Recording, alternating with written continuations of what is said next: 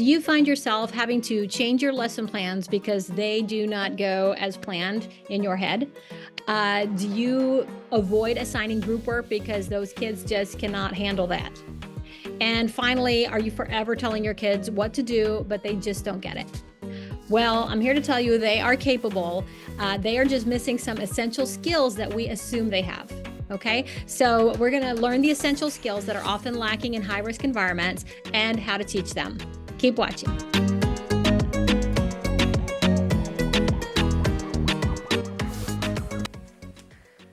Okay, so student skill sets for high-risk learners to move to high achievement. I have 3 points to address about this building student skills. The first point is listening and talking. That is one of the biggest skills that normally high-risk learners are missing. Not all of them, but enough of them to where it's difficult to do a collaborative, any kind of collaborative tasks in your room, like group work or teams or competitions, games, things like that. It can turn scary and ugly if the kids don't know how to communicate with each other. Remember, this is just one piece of the puzzle in building an effective classroom, and we're talking about the culture side, building the positive culture.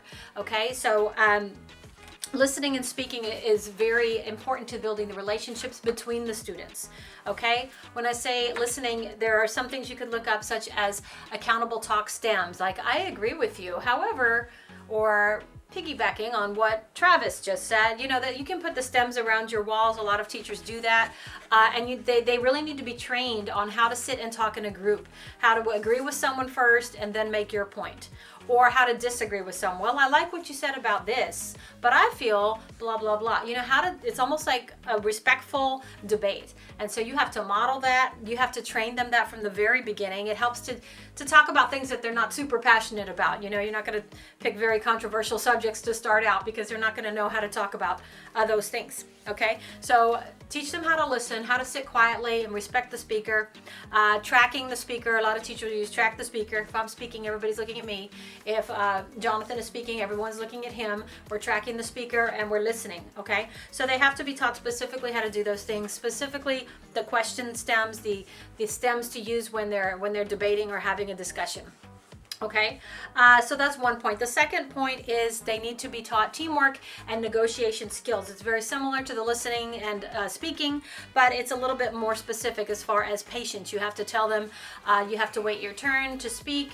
It's okay if you disagree, and I know you feel strongly, but let's wait to our turn to speak out. How to respect each other in the classroom or anywhere. Flexibility. Sometimes, you know, they might be working in a group and they just really want to do it a certain way, and you have to show them that sometimes you have to give a little, sometimes you have to take a little, that you didn't lose because we didn't get to do it your way this time. You just have to do that give and take, or you hold on for the things you really want and you give up a little bit for the others. You know, a lot of adults need those skills. We're still working on them as adults, so imagine kids. But if you can build that in, you're not just building them, you're not just setting them up for success in the classroom, you're setting them up for success in their life. Of course, the rest of school, but in any career they're going to have, they're going to be gaining a lot to be able to have that, you know, emotional control and the professionalism that you're building in there. Okay, and then one other skill that they have when they're doing groups and negotiation thing is praising others. You need to model that, and you need to show them, and you need to praise them and say, oh, Jack had a really good point. I like your point. Or I agree with Sarah. I think that was an excellent you know, observation she made. You know, you model those. You can put stems on the wall. You can put them in their book. You can even do that in your morning circle or your closing circle, where everybody praises someone else in the room. I like the way Sarah answered their questions this morning. I like the way Mark helped me with my homework yesterday. You know, you can just teach them, and so you get into this culture where they are not afraid to build up others. You know, some of them come from very difficult environments where if you build up someone else, maybe that's going to make me look worse. You know, so they're not builder uppers, but they're kind of come from more of a tear downer environment, and we want to break that cycle, and we want to just overdo it so much that it becomes ingrained in them and how they talk and how they view the world, and that's going to affect your classroom culture. Okay, so first is listening, talking. Second is teamwork and negotiation skills, and the third tip I would say is in a in a high-risk environment.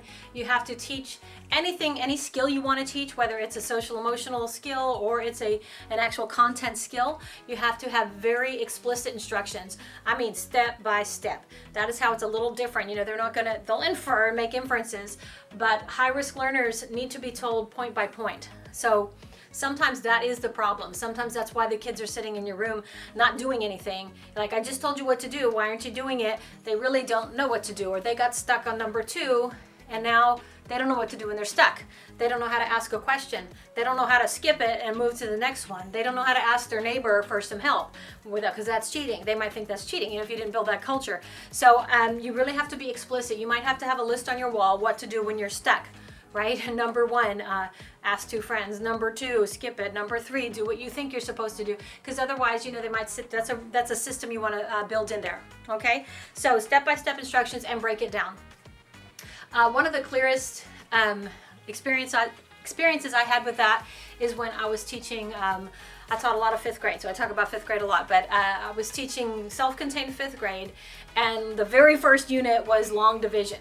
I don't know why that was first unit, but it was the first unit.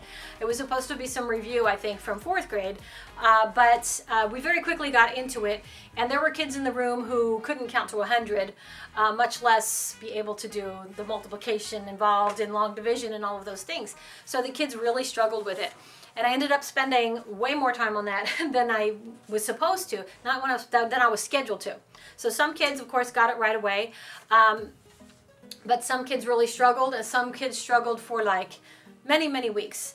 And some were in the process, because I told myself, I am not quitting. I'm not going to give up on this until every kid knows how to do it. I'm going to break it down and break it down until they know. And so what I did is I made, you know, with the algorithm, and they're inside the house, whatever. But I put the step-by-step what they have to do. Number 1, put your decimal at the top. Number 2, see if the first number goes in the second. Number 3, because, you know, that's like, it's a recurring loop, you know. And so I actually wrote out every directions, and at some point I said, go to number 2, and then they go back and they do it again. And then they go to number 2 and do it again until they get the remainder or whatever they're looking for there.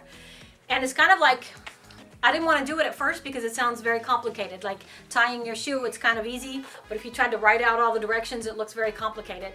So I didn't want to confuse the kids, but at some point I said, okay, I'm writing this down, and it worked. Like the kids, I laminated that sheet. Those kids took it around with them. They were allowed to use it on the test. They did it on homework, and they always had that sheet next to them. And I don't know if it was a short-term memory kind of issue or what, but they didn't keep it forever. Eventually, they internalized the process, but it took them a lot longer, and they never got it until I actually wrote down every single step and then did the little loop. But they were able to learn it. That's my point. It's not that they can't learn it, but it's like, you just have to be really explicit and step by step. And since then I've taught other kids, usually they're older than the normal age that is supposed to have learned that because they've been struggling. So I don't say use that as a first step, but for the kids who you've taught the concept over and over and it just doesn't seem to be sinking in, I'm not going to tell you don't teach them long division. They don't have to learn it, because they do have to learn it. But break those things down. See if you can make it even smaller. See if you can make it even simpler, you know? Surely they can do the first couple of steps, and a couple of weeks later they'll do the next couple of steps. Okay? So that is it. You have to be very explicit in your teaching, and you have to give step-by-step instructions breaking it down. Okay? So to summarize, for student skill sets, major skills that they're going to need in a high-risk environment, besides the content skills, we're talking about to build the classroom culture, you need to make sure you teach explicit listening and talking skills. You need to teach explicit collaboration and negotiation skills.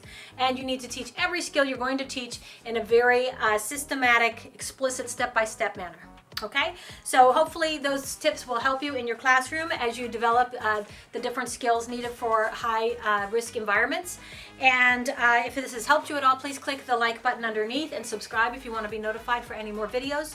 Please drop me a comment in below if there's something you would like to see or something you need help with, anything instruction wise or teaching or even education in the education world. Finally, don't forget to check out the other videos. Of course, part 4 is coming. Part 4 in the series is about procedures and systems. Essential procedures and systems needed in every classroom for success. And then the simple formula for high achievement, I recommend you check out that video because it's a big umbrella video which will show you how this fits into the larger puzzle. So again, thank you for everything you do, and I'll see you in the next video.